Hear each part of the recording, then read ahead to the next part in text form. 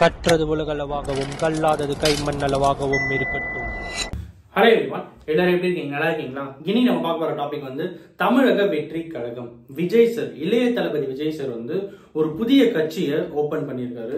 அந்த புதிய கட்சிக்கான அப்ளிகேஷனை டெல்லியில தேர்தல் ஆணையத்துல ரெஜிஸ்டரும் பண்ணியிருக்காரு, அப்ளையும் பண்ணியிருக்காரு அப்படின்னு சொல்லிட்டு இன்னைக்கு ஒரு மிகப்பெரிய ஃபிளாஷ் நியூஸ்னா அதை தான் சொல்லுவோம். அவர் என்ன சொல்லியிருக்காரு அப்படிங்கிற எல்லா விஷயங்கள் தான் இன்னைக்கு நம்ம பார்க்க போறோம். விஜய் மக்கள் இயக்கம் பல வருடங்களாக தன்னால் என்ற வரையில் பல்வேறு மக்கள் நலத்திட்டங்களை, சமூக சேவைகளையும் நிவாரண உதவிகளையும் செய்து வருவது நீங்கள் அனைவரும் அறிந்ததே. இது எல்லாமே விஜய் சாருடைய இதுல இருக்குது. சோ இருப்பினும் முழுமையான சமூக பொருளாதார அரசியல் சீர்திருத்தங்களை கொண்டு வர ஒரு தன்னார்வ அமைப்பினால் மட்டும் இயலாத காரியம். அதற்கு அரசியல் அதிகாரமும் தேவைப்படுகிறது. தற்போதைய அரசியல் சூழல் பற்றி நீங்கள் அனைவரும் அறிந்தது. நிர்வாக சீர்கேடுகள் மற்றும் ஊழல் மலிந்த அரசியல் கலாச்சாரம் ஒரு புறம் என்றால், நம் மக்களை சாதி மத பேதங்கள் வாயிலாக பிளவுபடுத்த துடிக்கும் பிளவுவாத அரசியல் கலாச்சாரம் மறுபுறம் என்று இருபுறமும் நம் ஒற்றுமைக்கு முன்னேற்றத்திற்குமான முட்டுக்கட்டைகளை நிறைந்துள்ளன. ஒரு தன்னலமற்ற வெளிப்படையான சாதி மத பேதமற்ற தொலைநோக்கு சிந்தனை உடைய லஞ்ச ஊழலற்ற திறமையான நிர்வாகத்திற்கு வழிவகுக்கக்கூடிய அடிப்படை அரசியல் மாற்றத்திற்காக குறிப்பாக தமிழ்நாட்டில் உள்ள ஒவ்வொருவருக்கும் ஏங்கி கொண்டிருக்கிறார்கள் என்பது நிதர்சனமான உண்மை. மிக முக்கியமாக அத்தகைய அரசியல் நம் இந்திய அரசியலமைப்பு சட்டத்திற்கு உட்பட்டு தமிழ்நாட்டின் மாநில உரிமைகள் சார்ந்து இந்த மண்ணுக்கேற்ற பிறப்புக்கும் எல்லா உயிர்க்கும் என்கிற சமத்துவ கொள்கை பற்று உடையதாகவும் இருக்க வேண்டும். அத்தகைய அடிப்படை அரசியல் மாற்றத்தை மக்களின் ஏகோபித்த அபிமானமும் அன்பு பெற்ற முதன்மையான ஒரு மக்கள் சக்தியால் தான் சாத்தியப்படுத்த முடியும். இந்நிலையில் என்னுடைய தாய் தந்தைக்கு அடுத்து எனக்கு பெயர், புகழ் மற்றும் எல்லாமும் கொடுத்த தமிழ்நாட்டு மக்களுக்கும் தமிழ் சமுதாயத்திற்கும் என்னால் முடிந்த வரையிலும் இன்னும் முழுமையாக உதவ வேண்டும் என்பதே எனது நீண்டகால எண்ணம் மற்றும் விருப்பமாகவும் எண்ணி துணிக கருமம் என்பது வள்ளுவன் வாக்கு.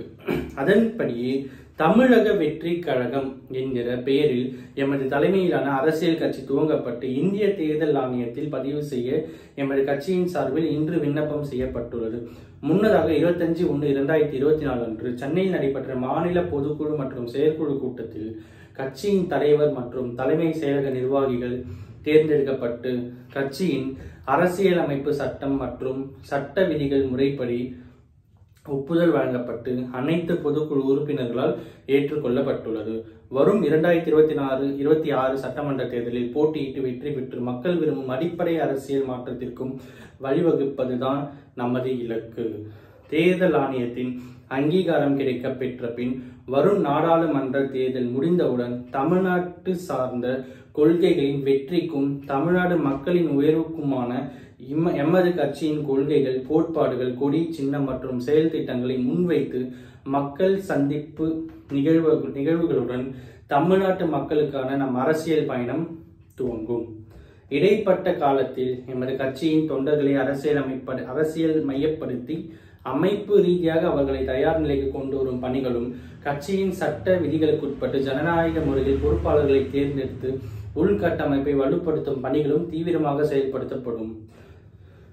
தேர்தல் ஆணையத்தின் அங்கீகாரம் மற்றும் கட்சி விரிவாக்க பணிகளுக்கு தேவையான கால அவகாசத்தை கணக்கில் கொண்டே தற்போது எமது கட்சி பதிவிற்காக விண்ணப்பம் செய்யப்பட்டுள்ளது. வரும் 2024 நாடாளுமன்ற தேர்தலில் நாம் போட்டியிடுவதில்லை என்றும் எந்த கட்சிக்கும் நம் ஆதரவு இல்லை என்றும் பொதுக்குழு மற்றும் செயற்குழுவில் முடிவெடுக்கப்பட்டுள்ளது என்பதையும் தாழ்மையுடன் இங்கு தெரிவித்துக் கொள்கிறேன்.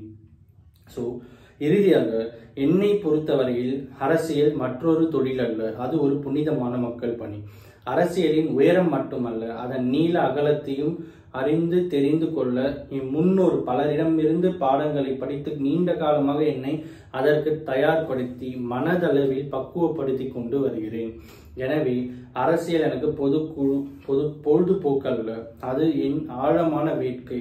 அதில் என்னை முழுமையாக ஈடுபடுத்திக் கொள்ளவே விரும்புகிறேன். என் சார்பில் நான் ஏற்கனவே ஒப்புக்கொண்டுள்ள இன்னொரு திரைப்படம் சார்ந்த கடமைகளை கட்சி பணிகளுக்கு இடையூறு இல்லாத வகையில் முடித்துவிட்டு முழுமையாக மக்கள் சேவைக்கான அரசியலில் ஈடுபட உள்ளேன். அதுவே தமிழ்நாட்டு மக்களுக்கு நான் செய்யும் நன்றி கடனாக கருதுகிறேன் அப்படின்னு விஜய் சார் சொல்லியிருக்காரு.